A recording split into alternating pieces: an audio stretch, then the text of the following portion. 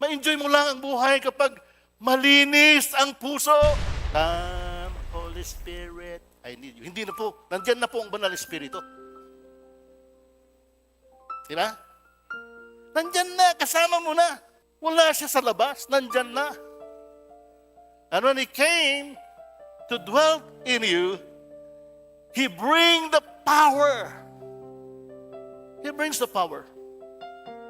Kaya yung kapangyarihan ng Diyos, meron ka na kapatid. He's able to do exceedingly abundantly more than we can ask or imagine according to the power that is now working in you. Nandyan na yung kapangyarihan eh. At ano yung gagawin ng kapangyarihan ng Diyos? Marami siyang aayusin sa buhay mo. I-repair niya lahat ng depekto ng buhay. Because He's Almighty, He's omnipotent, He's omnipresent. Isang Diyos na nagmawalasakit. Babaguhin niya yung buhay mo, kapatid. Amen? Kalaging sinasabi, manatili ka lang sa presensya ng Panginoon.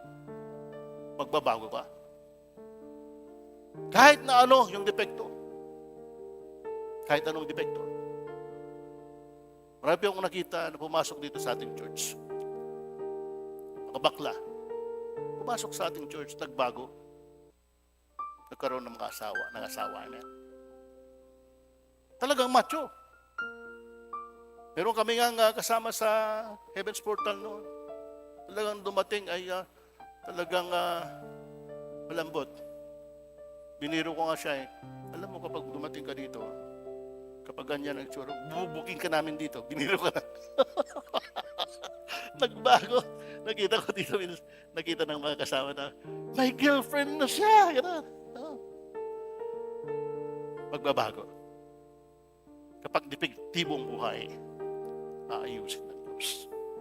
Kung papayag ka, kasi marami namang depektibo ang buhay. Ay talaga nag-i-enjoy sa depekto. How could you enjoy a defective life? How could you? Ma-enjoy mo lang ang buhay kapag malinis ang puso.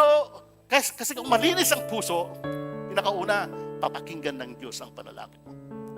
He will not withhold His ear, hearing the prayer who has a pure heart, of a man who has a pure heart. Pinakauna yun. May nagtanong sa ano bang sekreto na maging matagumpay na lingkod ng Diyos. Pinakauna, magandang puso. Kapag wala na yun, wala ka nang ilalaban. Karaniwan na lang na paglilingkod. Pero kung magandang puso, ikaw lagi ang kakampihan ng Diyos. Yeah. Sa lahat ng masigalot na conflicts in life, you can trust God. He honors the pure heart. Kaya ito, kapag dumating ng Banal Espiritu, may gagawin niya siya sa buhay mo. Gagawin ka na niyang prominente. Dahan-dahan lang, amen? Dahan-dahan lang, huwag kang mag-apura, amen?